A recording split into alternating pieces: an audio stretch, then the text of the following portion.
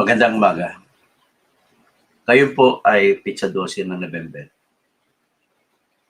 Alam mo, mapapansin niyo po maraming issue lumalabas. Kasama ng issue kay Bato na kuno may warrant of arrest. Pero walang may pakita. Una-una bawal po sa ICC ang i-anunsyo na may warrant of arrest. Pangalawa, kung meron man yan, dapat nagawa na nila ng paraan yan, na-arestuhin na nila si Bato. So ngayon, kung gano'n ang ginagawa nila, ang tanong, meron ba talagang warrant of arrest kay Bato? Sa ngayon po, kapatid ko, Dennis Cauce, magandang umaga sa iyo. Hindi po rin po ako naniwala kahit sinabi na ni Remulla na may warrant of arrest. May kopya daw siya. Pero ibalabas niyo muna para yan. So ngayon, ang ultimate objective lang nito po, kung ako tanungin niyo, ang ultimate objective lang po niyan ay para makalimutan ng tao ang baha, ang korupsyon sa baha.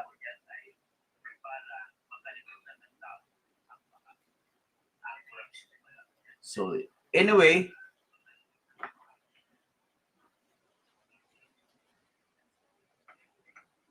ang kasunod na gawa ng Diyos naman kung mamatay na si Enrile. Yan, agaw talaga yung pansamantala, yung atensyon ng tao sa baha. Titingin ngayon kay Enrile. Pero hindi nyo ba natanong? Gaano karami ang pinatay sa panahon ng martial law, sa panahon ng tatay ni Bongbong? Marami tayong kamag-anak na naging biktima. Mga nawawala. Kaya nga, konfirmado ito, 10,000 human rights victims. 10,000 lang yun sa napakarami. Na nagsampa ng claim sa Alien Tort Act ng United States of America. Natalo dyan si Imelda Marcos. Patay na kasi si Tandang Marcos, kaya inaward na lang sa estate ni Marcos. Nanalo sila doon ang mga human rights victims. Si Robert Swift, ang abogado ng mga human rights victims. At yung iba, sad to say, natapos na ang kaso, nagkabigay na ng pera. Ang perang pinambayad sa victims ay kinuha po sa Swiss. Konfirmado na nagnakaw talaga si Marcos. Kasi may pera $625 million. Yan lamang ang nahuli na ipinadala sa bansa natin at doon kinuha ang ibinayad na tag 50,000. Kawawa naman. 50,000 pesos lang ang binayad, ang binigay ni Eta Rosales na bilang commissioner sa human rights sa bawat biktima. Hindi pa lahat ng biktima ay lumitaw mga pamilya. Marami doon mga pinatay. So ngayon, ang tanong, sapat ba ang buhay ni Enrile pambayad sa libu-libong pinatay? Mas masahol pa siya kay Duterte sa panahon na yun. Kasi si Enrile ang arkitekto ng martial law. Siya nagpapatupad. Naalala ko nung elementary pa lamang ako. Marami akong kamag-anak na hinuli gamit ang salitang aso. Ano yung aso?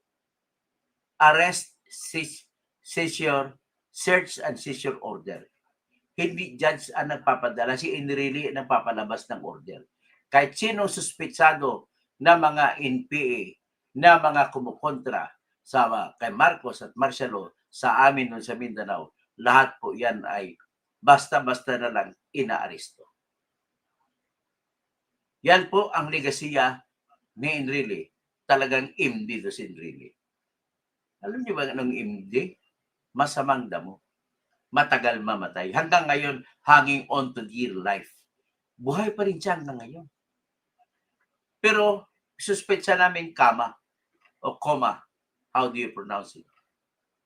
Sa suspetsa ko, nabubuhay na ngayon sa ngayon dahil sa breathing apparatus. Yung tinatawag na, yung nilagay sa kapatid ko, bago tuloy ang namatay ang kapatid kong nurse. Yun yung tinubuhan, yung lingwahe natin tinubuhan. Ventilator. So, nasa ventilator na lang ngayon si Enrile. Ladies and gentlemen, sapat ba ang buhay ni Enrile? Dapat si Enrile ang sumagot sa lahat ng namatay sa panahon ni Marcos Sr. Lahat ng mga torture. Base po sa datos, ang pinakamatinding massacre ang ginawa nila ni Enrile at ni Marcos ay yung nangyari sa Malisbong Palimbang massacre sa Sultan Kudarat province. Doon banda sa amin. Nangyari ay 1,500 mahigit na mga Moro ang pinatay. Ang edad nila ay 11 hanggang 70 years old. Sila ay minasakir habang sila po ay nagsisimba sa moske. Sinabi rin dito na yung mga babae daw ay na-rape bago pinatay. At saka 300 na mga bahay ang sinunog doon sa Malisbong ng mga government forces. Ito yung mga sundalo na inutusan ni Enrile sa pamamagitan din ng utos ni Marcos Sr. Kaya kung ano ang krimeng ginawa ng human rights violation o di kaya crimes against humanity na ginawa ni Marcos Sr. ay indirect co-perpetrator si Enrile. Kagaya rin kayong kay Duterte na kinasuhan si indirect co-perpetrator sa lahat ng mga namatay kuno sa war on drugs. Yung Malisbong Massacre, 1974 po nangyari yan. Pagkatapos niyan, mayroong tinatawag na Bicol Massacre na kung saan ay 42 civilian ang pinatay ng mga naka-uniforming tao sa Bicol Village doon sa Mindanao. So, ibig sabihin, kami mga taga Mindanao ay siyang nagdusa. Isa sa pinakamalaking pagdurusa ang nangyari sa panahon ng Marcelo, panahon ng tatay ni BBM. Meron pang Jabida Massacre bago magka-Marcelo. Sirit up ito.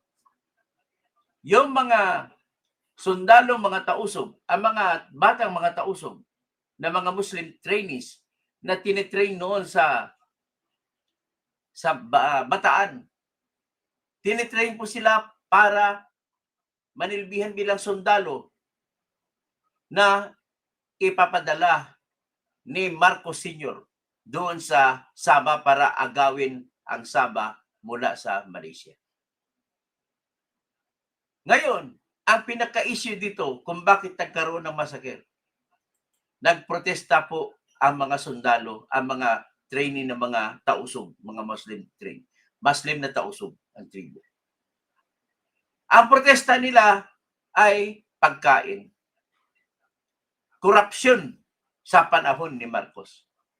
Korupsyon na sardinas lang pinapakain sa kanila sa training nila.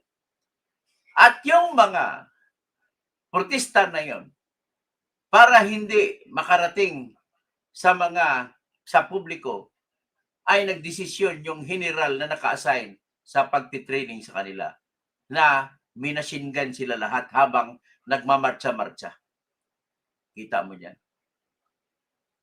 May isang nakaligtas na tumalon sa dagat at lumangoy galing Corregidor at lumitaw doon sa Cavite. At ang tumulong sa kanya ay si Senator ng Cavite, Senator Montano. Yan po ang kwento kung paano na-discover.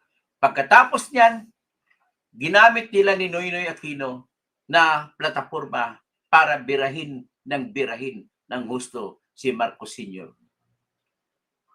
Kaya tuloy-tuloy yan. Ang iba planado nagkaroon ng putukan. At ang pinakamatinding putukan dyan na pinakapopular na nangyayari, yung Plaza Miranda bombing. Kaya nagkaroon. Yan po ay si Enrile din po ang arkitekto niyan. Sapat ba ang buhay ni Enrile pambayad sa mga ginawa niya? Hindi sapat. Kahit anong gawin mo. Kahit bitahin mo pati warik si Enrile. So ang nangyari, both sides ang patay sa nangyari sa panahon niya. Side na mga sundalo, libo-libo pong sundalong namatay sa panahon ng gera nung laban sa MNLF. Marami din sa MNLF pang namatay, both sides. Ngayon, sa side naman ng MNLF, ang iniiyak nila, bakit dinadamay mga sibilyan? Dapat mga gerilya ng MNLF lang ang kontrahin. Mga sibilyan, sinusunog ang bahay. Ito yung malismong masakit. 1,500 mahigit na nagsasamba sa muski, sa loob ng muski. Ilang mga muski dyan. Sinasabay-sabay operation yan. At saka ginawa nilang tinatawag noon na no man's land.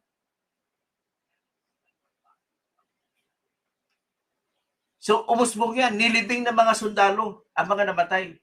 Pero umusbong at na-discover. So isa sa mga general ni Enrile at ang ni Marcos nung araw na nag-asikaso niyan ay si General Safra. Tinanggi nila yan. Tapos, mayroon bang tinatawag na no man's land? Tama, salamat Charlie. Whiskey. Sa Tawi-Tawi at sa Hulo. Sinunog ang Hulo. Ganon kalupit ang ginawa ni Enrile sa panahon niya. Siya ang indirect co-perpetrator ng mga yan. Siya ang nag-uutos at siya po ang nagpapadala ng tinatawag na ASO. Arrest, Search, and Seizure Order. Kahit sinong sibilyan, pipikapit, basta suspetsado na iminilip o di kaya NPA, huhulihin, ikukulong na walang warrant of arrest. Suspendido ang writ of habeas corpus sa panahon na yun. Para maintindihan nyo, ano bang ibig sabihin ng writ of habeas corpus? Ang writ of habeas corpus po ay isang proseso na legal na kung saan ang pakay ay maipa-release sa freedom ang taong subject matter. Hinuli nila, panahon ngayon, magsampa ka lang ng writ of habeas corpus, pinakaunang hearing ka agad dyan, at iutusan ng korte ang mga sundalo na may hawak sa mga taong hinahawak nila. Pero sa panahon na yun, sinuspindi sa martial law. Kaya pag nagsampa ng writ of habeas corpus sa panahon na yun, basura kagad ang korte. Takot naman ang korte kumontra sa mga martial law authorities, lalo na si Enrile at saka si Marcos. So, yan ang nangyari sa atin. So, sino ngayon na masama? Si Duterte o yung Marcos Sr.? Sa kakasama niya si Enrile. Hindi pa tayo natututo. Sabihin natin si Duterte ang pumatay noon ng mga war on drugs. Pero ang kanyang objective, hindi yung pamamalagi sa puder.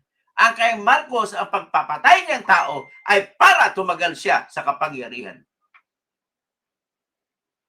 Yan ang sinasabi. Na yung mga nakaupo, kaya tama lang yung sino bang kumanta ng nagkanta na, kayong mga nakaupo, subukan nyo namang tumayo. Baka kayo mamyaw-mew-mew, baka kayo mamyaw-mew-mew. Yan, kinakanta na lang natin. So, yan na lang at tayo, yan ang resilience natin mga Pilipino. Kahit na mayroong trahedya na nangyari sa buhay natin, pinipilit nating kumanta, pinipilit nating tumayo, pinipilit nating ngumiti, pinipilit natin humalakak. Hindi naman para tawaging mga buang na. Naalala ko tuloy, yung isang tatay, dun sa Tabuk City, sa Kalinga. Nahuli na nagnakaw ng gatas. Ano bang gatas yun? Bear Brand lang ngayon. Tinakaw pa. Nahuli siya, mabuti na lang meron tayong mababait na pulis. Binayaran ng hepe ng pulis sa Tabuk City. At pinauwi, dinala yung gatas, pinainom sa kanyang anak. Ganun. Yun ay representasyon ng karahasan ng ating pamahalaan. Ikumpara mo, mas matindi ang karahasan na nangyari sa panahon ng martial law kumpara sa ngayon. Ang estimated na ninakaw ni Marcos Sr., $30 billion. Hanggang ngayon, wala pang 6 billion, wala pang 5 billion na nabawi. Pero dahil sa mga nabawi na yon, napatunayan na natin talaga magnanakaw itong si Marcos Sr. Siyempre, saan pa nabuhay sila ni BBM, sila ni Amy? Sa lahat na ninakaw ng tatay at nanay nila, doon sila nabubuhay. Kinain nila. Nandyan niya sa bituka nila. Hindi maaalis yan. Kaya ikaw, Enrile, kahit ipagdasal namin mamamatay ka ngayon, hindi sapat ang iyong buhay para ipambayad sa mga desaparecidos, sa mga na-torture ninyo, sa mga pinatay ninyo.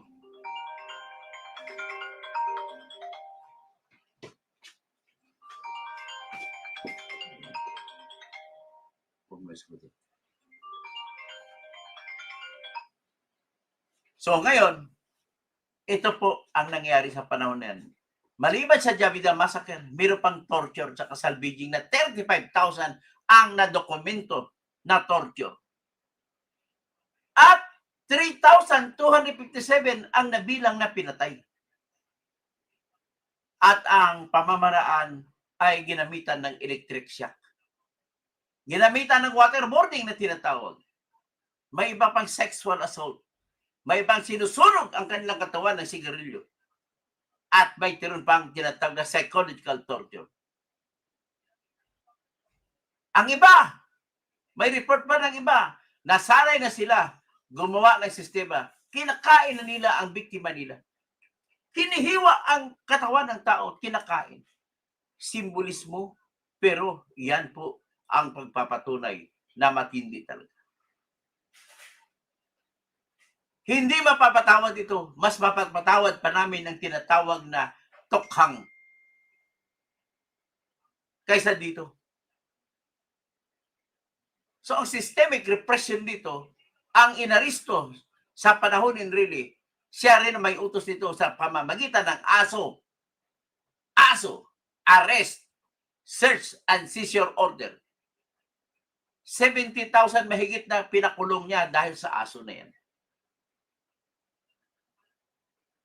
At mayroon pang 737, maliit pa yan, ang na-report na hindi na makita hanggang ngayon na nagsasalita ako.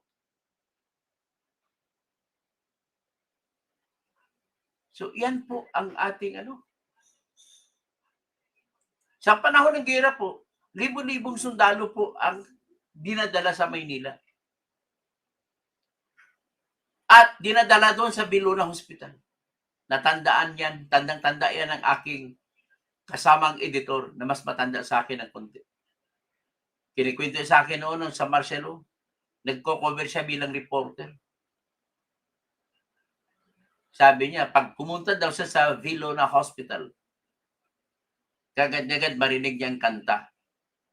Ang kanta ni Matt Monroe na nagsasabi, "They lie there and they die there."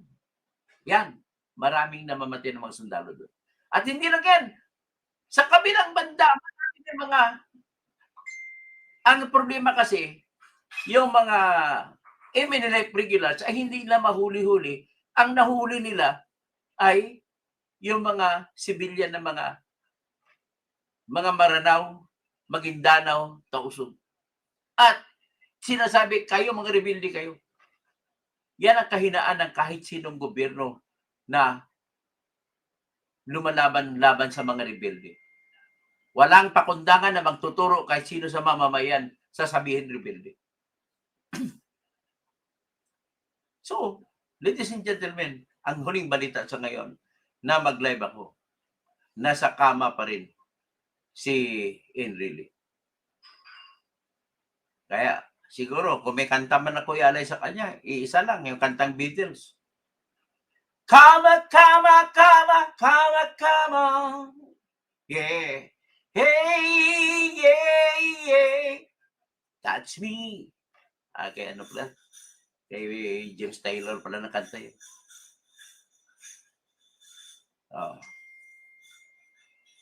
Kaya po, ladies and gentlemen, habang gusto ko iparamdam kay Enrile, wala kong naramdamang awa sa kanya. Pasensya na po. Ipagdasal po natin, nahahaba pang buhay niya na 101 siya ngayon, aabot siya 105 at araw-araw ay bibisitahin siya sa kanyang isipan ng mga multo ng lahat ng mga namatay sa panahon niya nung siya ay Defense Secretary. Ang isa pang hindi makalimutan ni Attorney Bumbitabad na kaibigan ko, lagi niya kinikwento sa akin, yung pamimiki ni Enrile ng ambush. Ambush me. Siya pinakaunang gumawa ng ambush me. Natandaan ko pa yung aking kasamang editor din ang gumawa ng istorya niyan. Patay na rin siya. Nauna pa kay Enrile. Yung gumawa ng istorya ni Enrile ay patay na. Si Vic Indriga, na kaibigan ko, kumpare ko. Sabi niya, grabe, no? Nakita daw niya sa Lunit, may ambush. Siya ang unang reporter na kapunta, nakascope siya. Kaya ang title ng kwento niya, What Happened to Our Country, General? Natandang-tanda ko yun, yung istorya na yun. Pero, it turned out, fake pala na ambush na yun.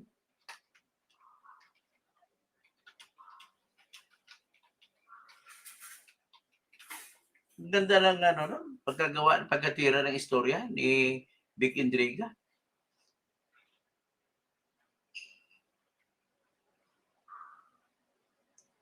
So ito po ang isa sa walang kamatayang salita na nagbibigay buhay sa martial law noong araw. So kung titingnan mo,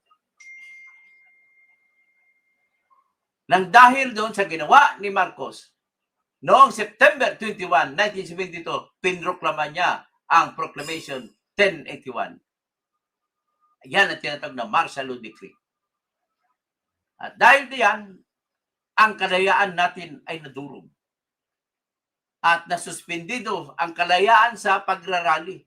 Pagsasalita sa bawat rally. Lahat nun, kapag magsalita ka, huhulihin ka. Mahigit 70,000 na tao ang inaristo. Na karamihan sa kanila ay sumulat, yung mga journalist doon. Karamihan din sa kanila ay mga nagrarally. Kaya panahon na yun ay hindi makarali-rally. Pero kahit na hindi makarali, dumating sa punto na nagkaroon ng third quarter storm. At ang mga estudyante doon sa University Belt ang nangunguna sa mga rally. Kaya pasalamat tayo. Sigurado ko, mahigit sa kalahati na ng mga estudyante sa University Belt ay patay na sila ngayon. But then, I'm sure that their souls are celebrating the fight for freedom and the fight for liberty and the fight against oppression and the fight for justice for all the Filipino people, Muslim man o Kristiyano. May consequence dito sa ekonomiya. Ang pinakamatinding naalala ko sa ekonomiya natin, yung nagdesisyon pa si Marcos Sr. na magpapatayo ng tinatawag na Bataan Nuclear Power Plant doon sa Morong Bataan.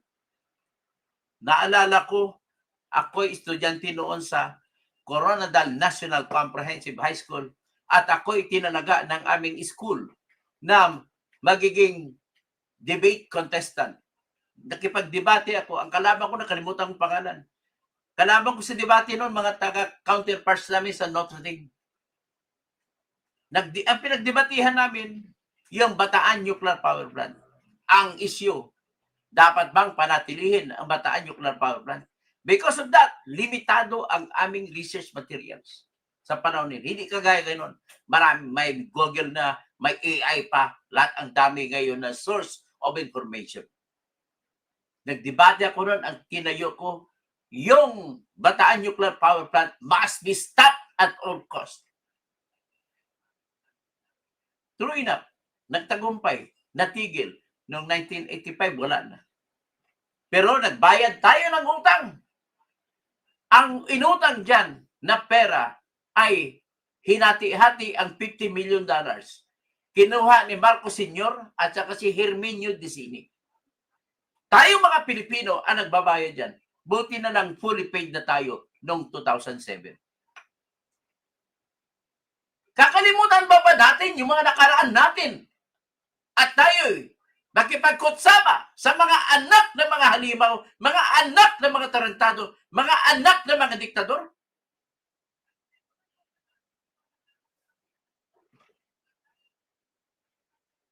Tapos, hindi pa nga natin naparusahan ang mga halimaw sa panahon ng Marciano, sa kadiliman ng panahon na naghari si Enrile. Ngayon, ito na naman. Marami.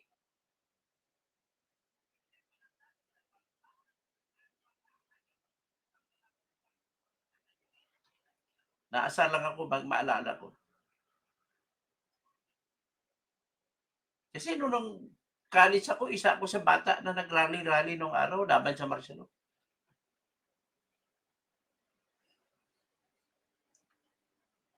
So, ito ngayon, 35,000 ang tinorture. 737 ang nag-disappear. Nalikalista lang yan. Hindi bababa sa 3,200 ang pinatay. So, yan po. Kung ikumpara mo, one of the darkest days of our country, Philippines, ito po yun. Hindi pa ba tayo natututo?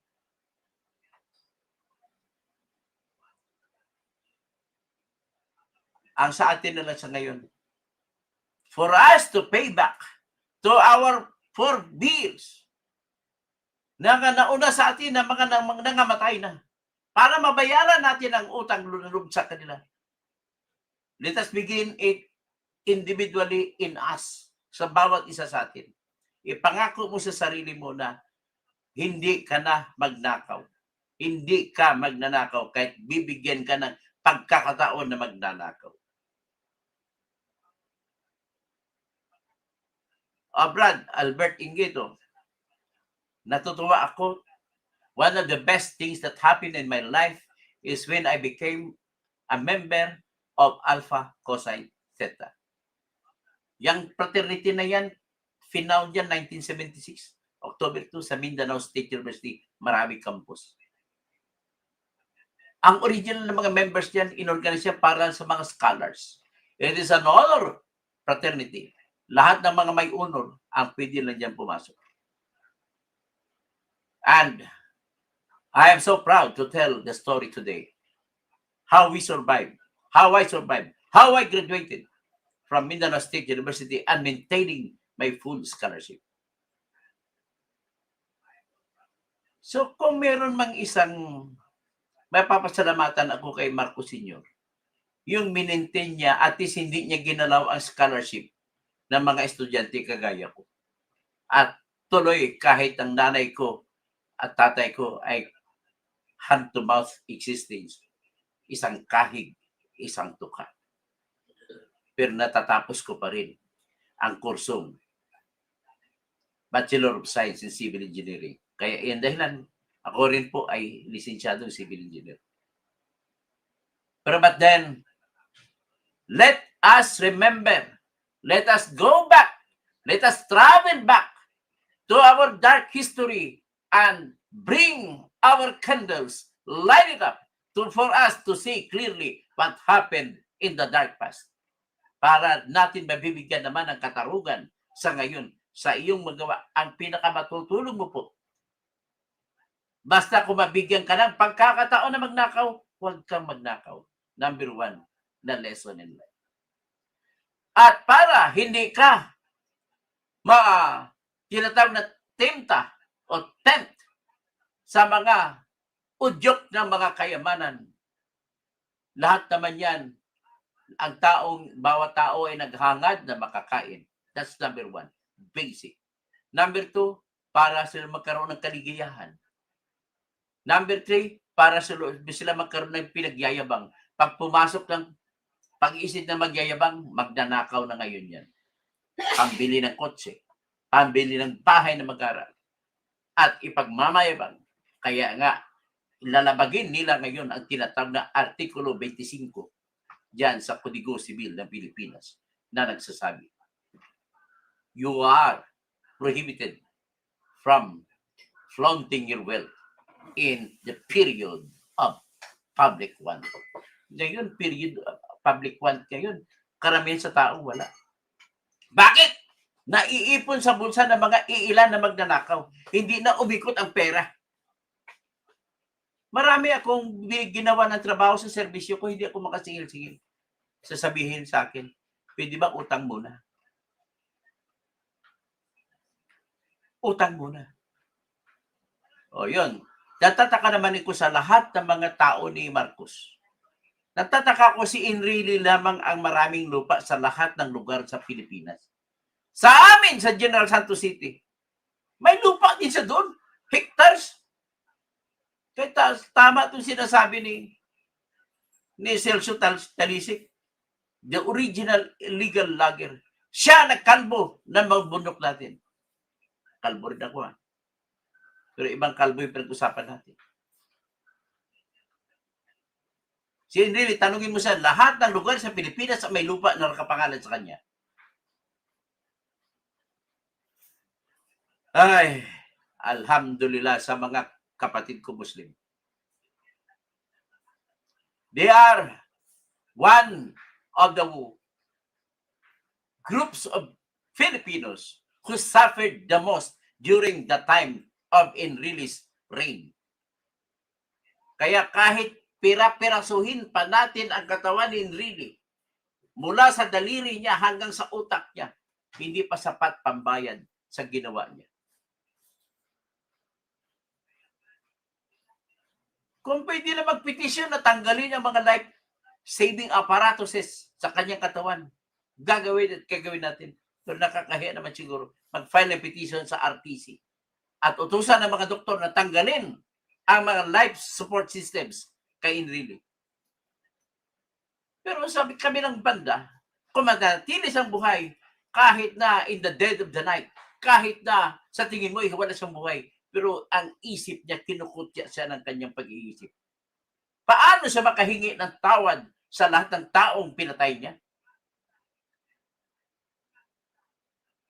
Yung pinakahuling kasalanan ng malaking ginawa niya ay yung pagnakaw sa pamamagitan ng sistema na Napoles. And yet, magaling talaga. Hindi pa na-convict. Kasalanan din ito ng mga bagong tubo na naging husgado, naging huwis, na sila na ngayon humahawak at nagsasagot sa tanong, guilty ba si Enrile o hindi? Sasabihin ng mga tarantadong ito, walang dokumento magpapatunay na natanggap ni Enrile yung pera galing kay Napoles. Ladies and gentlemen, this attitude of the judges must be outdated and must be removed from the judiciary. Supreme Court, please lang, magpalabas kayo ng tinatawag na rules of evidence, bagong rules of evidence, na magdidikta sa lahat ng judge. Do not rely on documents alone. Rely on the wisdom of Solomon. Yung tinatawag na kahit walang ebidensya, alam mo na kung ano nangyari. Pag-usapan natin ni kay Enrile. Maniniwala ka ba?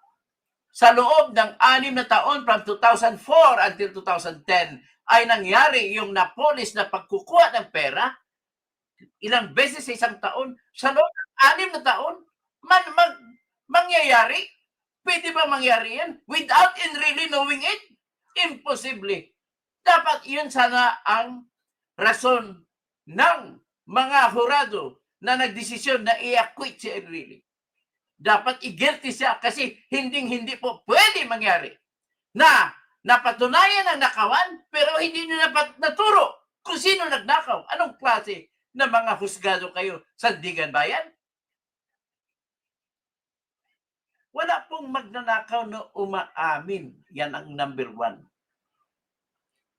Yan ang tinatawag ko na Solomonic wisdom na gagamitin dapat ng mga judges natin sa pagdesisyon. Nakareserba, bakit pa kayo ginawang judge? Kung magdesisyon kayo, babasin nyo sa dokumento? Hindi ibigay nyo lang sa piskalya sa sa polis, dokumento na pag-usapan natin. Ano bang silbi ng korte natin? Ginawa po ang korte para sa mga sitwasyon na walang ebidensya. At ang korte, ang katalinuhan ng korte, base po sa ugali ng tao, ay gagamitin para makita kung ano talaga ang totoong nangyari. Maniwala ba kayo na si Bong Revilla ay hindi nagnakaw? Tapos napatunayan ng korte na may perang nawala at hindi nagpatunayan kung sino kumuha. 6 na taon din, 2004 hanggang 2010. Hindi nagreklamo si Bong Revilla na nawawala ang pinap niya. The same thing happened in Jinggoy Estrada's case. 6 na taon, hindi siya nagreklamo na may nawalang pera sa kanyang pinap. For God so loved the world that He gave His only begotten Son, that whosoever believes in Him shall not perish but have everlasting life. Hindi ako maniwala kung patatawarin pa siya ng Panginoon si Enrile. Wala po akong nikiming kunting awa na aking napipil sa aking dibdib para kay Enrile. Mas gustuhin ko man, mabuhay pa siya para paparusahan siya ng kanyang konsensya. Yan lamang po, ladies and gentlemen. Bahala na kayo magdugtong sa aking sinabi. Brad Dennis, Vampira Lucas. Manuel Toribio.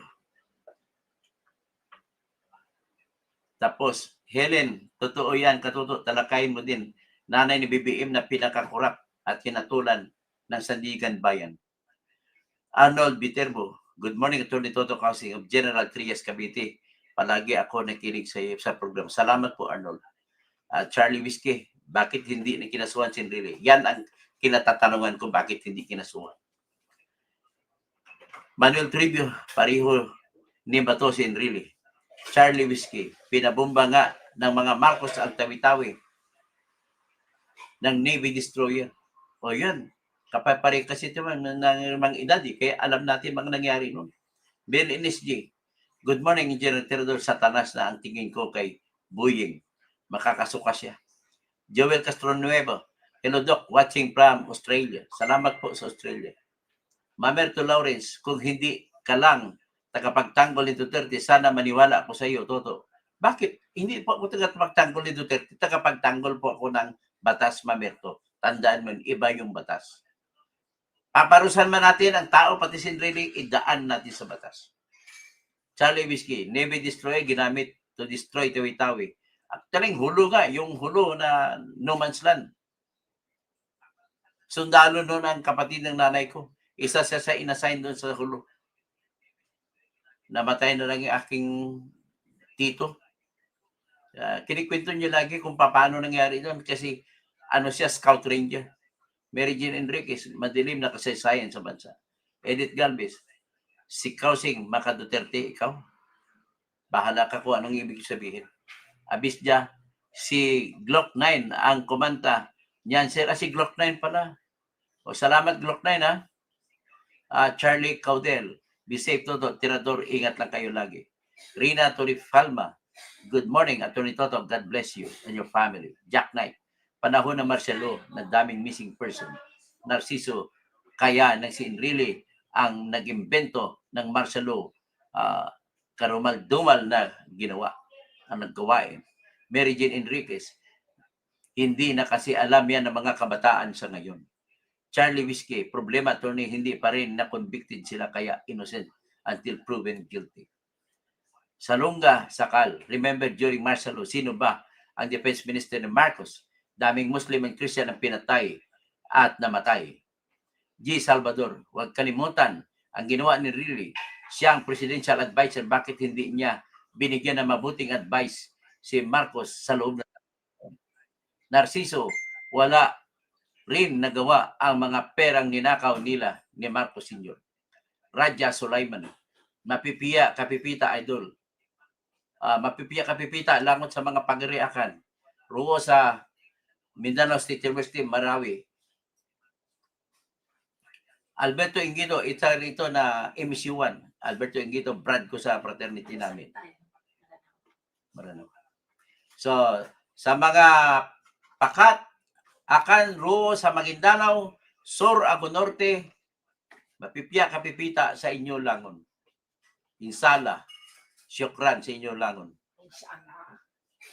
Tapos Ferdinand San Juan, good morning po, Attorney Toto, Engineer Toto. Kung bakit ako marunong magsalita ng Maranao, kasi sa loob ng 3 taon, roommates ko, puro mga Maranao na civil engineers ngayon, may mechanical engineers. Ganon kami magmamahalan. Kung wala kaming sada ay sa ulam, ibig sabihin ng ulam sada, ay kinakain namin kanin at ang ginawa namin palapa. Kung minsan, siyempre sa amin sa mga Ilonggo, magdadala rin ako ng ginamos. Yun ang inuulam namin ng mga roommates ko ng mga Maranao. So, Jugi Serrano, ungas ngayon, kanang magdakdak. Okay, Andrew Guico, watching from Canada. Jofino Hipolito, Bing Hipolito, Mayap Abak, Doktoto. Mayap Abak sa mga kabalin ko. Andrea Guico, Mayap Abak po. Rodi Rabi, Pastor. Naimbaga bigat, kada kayo amin, mga kamsat ko. Lalo na kay Chubby Chingson. Pixie, panahon ni Apo Lakay, takot ang China sa atin at top 1 producer tayo ng bigas. Ayun. Naalala ko yun, in fairness to Marcos Sr., ang magandang programa noon yung tinatag na Masagana 99. Ang dami yun. Isang hektarya namin ang po-produce ng 300 kabans per hektar. Bilib ako. May tinatagpan noon ng mga Japanese method of planting, kung ano mga methods of planting. Pastor Rodi Rabi, attention, DD is one man down ni Marcos administration. So, Pixie, nagrally-rally na, baka dati kang NPA Toto. Ganun po kami, mga nagrarally nung araw, tinuturo na NPA. Kung mag-join ako sa mga kapwa ko estudyante ng mga Muslim, tutukoy ako, iminilip ka. Albert Ingito, tama ka, Tony, ang pinakain sa nakaw ay magnanakaw din. Pag kumain ka, BBM, ng pagkain na galing sa nakaw, ikaw ay magnanakaw din. Ferdinand San Juan, puro bago ng politiko ng 2028. Iwas, ganti-ganti at paulit-ulit. Kung hindi nangyari ito, kawawa ulit ang taong bayan. Winifredo Mancinia, di tanggapin sa inferno. Yun, natatakot si Lucifer kay Enrile. Galaxy, Mayap Abak po, sir, watching from Singapore.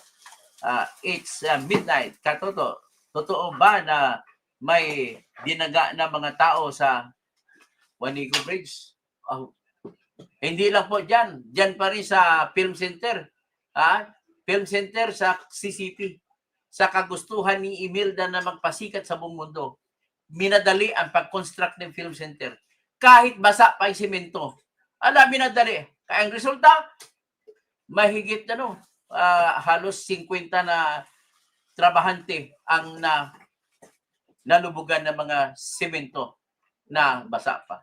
At hindi na makikita sila sa ngayon. Jezabel Wong, alhamdulillah sir, kung patay na kahit papaano nabawasan ang magnanakaw. Saramaw, M4Y, wala pulos. Pixie, panahon ni Apo Lakay, walang FW, mataas ang purchasing power ng piso. Mataas yung dollar noon kasi sa Pilipiso noon. Naalala ko, 2 pesos for $1. Sa impyerno talaga ang punta ni Enrile, kaya kriminal pala at marami pang pinapatay na inosente. Fred Iturriza.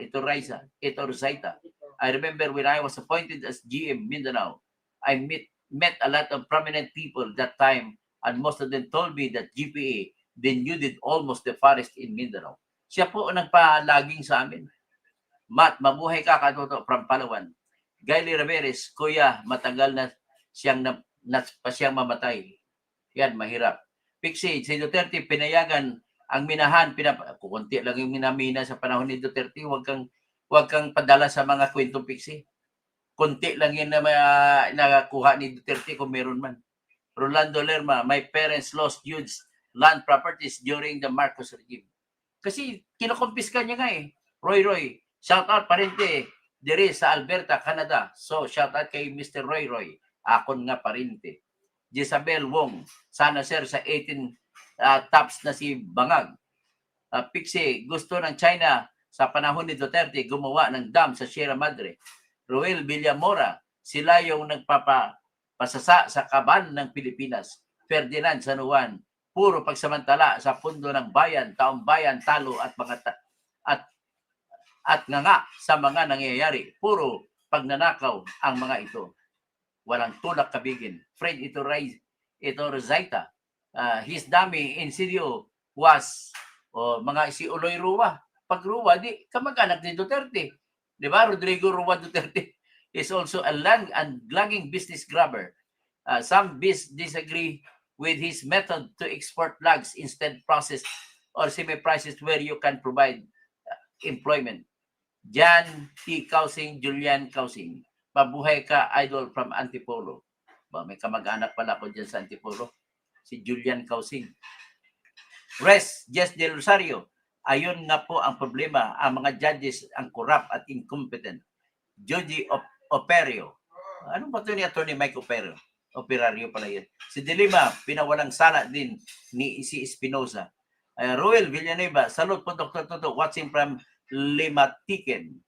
Pixie, galit na ang mga kanikasan dahil si ginawa ni Duterte. Hindi lang si Duterte. Matagal na po, mas marami pang kahoy pinutol si Enrile dyan. Bakit Duterte ka lang na Duterte? Kasi makamarcos ka.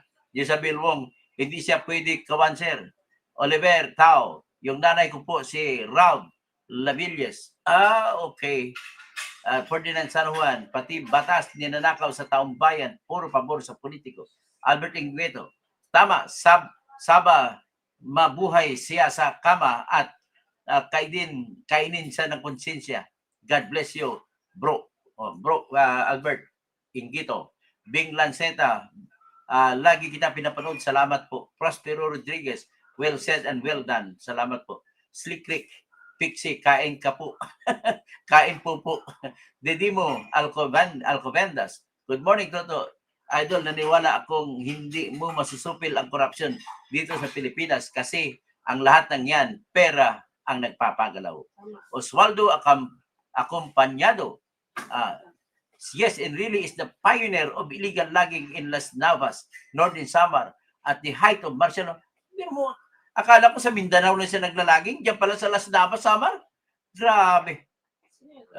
Sin really. Jeffrey Toledo, John Dubs, land grabber, pati malalaking kahoy sa buong Samar province, inubos din really. Larry Ruga, kung sa bagay, tama, Brad, halos sa napuntahan ko dito sa Luzon ay may mga lupain sin really at hindi basta lupa lang, malalapad pa ng mga lupain. Tama po yan, Sidney Juan, John Villallamera. Tama po kay sir, mga pagnanakaw at pag-salvage ay noon pa martial law regime. Lorlita Burha, good morning. Tapos Nobs Vlogs, Batas de Remulla, ang umiral ngayon sa si PBBM sinusunod. Albert Igito, tama ka, attorney. Sana mabuhay siya na matagal sa kama or banig at kainin siya sa kama ng konsensya. Fred Itorazaita, in really is the architect of martial law, while Ramos was the butcher during martial law. Crisostomo Aguilar, Attorney Toto, kaya yung pagkamatay ni Alpi Anido, naalala pa si Alpi Anido. Dahil si Enrile nang papatay nun. So, Juanito Quindala, kasi na-inlove kasi kay Alpi Anido yung anak ni Enrile na babae, si Christina, ano ba? Ano pangalan ng anak niya? Christina, asawa niya eh. Sidney Juan, confirm na po bang patay si Enrile? Buti naman, hindi pa confirm. Nabubuhay pa. Juanito Quindola, Tom Araneta, Ilonggo Power. Salamat po, Manong Tom. Pexi, sabi ko sa inyo, Sierra Madre, ang shell ng Pilipinas sa Super Typhoon. Paano wala kung ginawa ng China yung dam sa panahon ni Duterte. Tese Rubihis, good morning Katoto. Pixie, panahon ni Apo Lakay, may free Nutriban at gatas bawat 5 years old. Nakatikim ako noon ha. Huwag mo ko sabihin na hindi ko alam yun. Tese Rubihis, like and subscribe na. Jolito Paloma, good morning po attorney. Engetoro. Fred Itorazaita, ang architect ng OFW sa Middle East ay si Blas Ople at Makoy, sir, kasi umalis na ang mga foreign companies. O tama, no? Ah, tapos si Roger Kahayagan, attorney, magkano bayad sa mga Duterte sa iyo? Wala po. Walang binabayad. Batas lang po pinaglalaban ko. Jolito Paluma sa tagal niya nasa Senado, ilang milyon na kaya nakurakot din daily. Galaxy dito po sa Singapore, ang mga senior na Singaporean, alam nila ang mga Marcoses ay magnanakaw. Sara Alura, RIP in relief. Hindi pa po siya patay. Zilia Di Maculangan, tama ka dyan, sir. Puro na lang Duterte. Sorina Habulya, namatay na po pala si hindi pa po. Daddy Bird. Daddy Bird, kumusta? Attorney Toto, watching from Muntinlupa. God bless you always and also to your family. Liboy Rivera, patay na ang tao, ganyanin mo pa. Ay, wala pa akong mga kimi. Kahit namatay siya, basta marami siyang kasalanan. Roger Kahayagan, akala ko Duterte at Marcos ang binanatan mo. Ngayon, Marcos na lang binanatan mo. Nag-usap tayo tungkol kay Enrile. Ano ka ba? Roger Kahayagan. Kahit sabihin pa ni Enzo na didiis ako. Okay lang yan, walang problema. Opinion nyo lang yan. Pixie, Toto, bakit ayaw mo bigyan ng hustisya yung dalawang environmental activist na taga-UP na lumaban sa Manila Bay? Ay, binigyan ko na yan ng ano naman nangyari sa kanila? Hindi ko naman alam kung meron na nangyari na latest sa kanila. Yung militaries. At saka hindi naman ako judge. Yung militaries, sa panahon ko lang pala ni Cory Aquino, nauso na ang illegal logging. Di pa, wala pa si Cory, may logging, illegal logging na po. Kaya nangyari din yung Ormoc tragedy. Tama po kayo, Ormoc tragedy. Jay Salatar, actually sa St. Bernard nga, na bumagsak ang mga nag-landslide ang lahat dahil wala ng puno. Jay Salatar, sa iyo, Roger, magkano bayad ni Marcos admin sa pag-troll mo? Fred Iturzaita, even the Lamisa Dam, water said in QC is really pa rin ang naglagging. Grabe G. Salvador, Katrina. Si Katrina, ang anak niya na na-inlove siya kay Alfie Anido. Yolanda Ilvinia, Marcos and Riley ay the same bird flank together. So, Kamarang Magnanakaw. Good morning, Katoto. Kumusta na kaya si Kong Rog Gutierrez family? Magnanakaw din yan numero 1. Romulo Izon, masamang damo, matagal mamamatay. Salamat, Engineer Romulo Izon. Benji Pasco, certified trolls, pasok. Sorina Jabalya, bakit di ko makita sa comment section si TC Rubihis? Shout out sis. Kisi Brook, Manny Cantillano. Good morning, attorney. Tapos Teresita Arnaldo, advisor niya sa week leader na di maganda ang pagkidnap na sa nagpalibing sa libingan ng bayani. Sorina Isla Jabilya, si Galaxy din ko rin makikita sa comment section. Pixie, Toto, kumusta na ang bagong interview ni Chubby Chingson? Topic. Okay nga ron. Sa sunod. Mga kabsat ko, kabalin, mga waray-waray, maupay, nga aga, sa mga taga-Bohol kung saan ang aming nanay nandyan, ay maadyong aga. Sa Cebu, maayong buntag kaninyong tanan. Tanan diha nga na biktima ni Tino.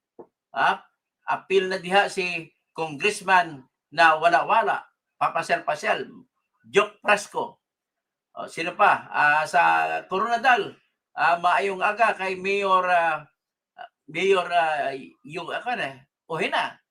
Maayong aga man sa mga kay Gobernador Ray Tamayo. Okay? Sa akon nga utod nga board member, akon nga hinablos si Nicole sa South Cotabato, number 1 board member sa 3rd District, maayong aga.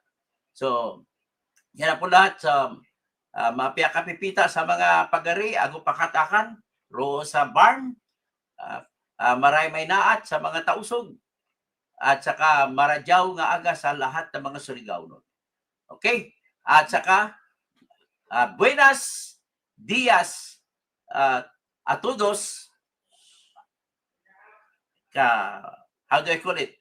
Amigos, amigas, in La Zamboanga, Hermosa.